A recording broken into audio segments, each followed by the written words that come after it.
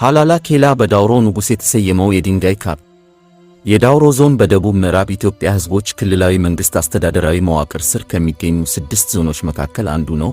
ከአዲስ አበባ በሻሸመኔ ወላይታ ሶዶ 455 ኪሜ፣ ከአዲስ አበባ በጅማ 479 ኪሜ ርቀት ላይ ይገኛል። ዳውሮ በደቡብ በጋሞ ጎፋ ዞን፣ በምዕራብ በኮንታ ልዩ ወረዳ፣ በሰሜን በጎጀብ ወንዝ ከኦሮሚያ ክልል ከጅማ ዞን፣ በሰሜን ምስራቅ ከሃዲያ ከምባታ ጠምባሮ ዞኖች ጋር በምስራቅ በወላይታ ዞን ያዋስኗታል።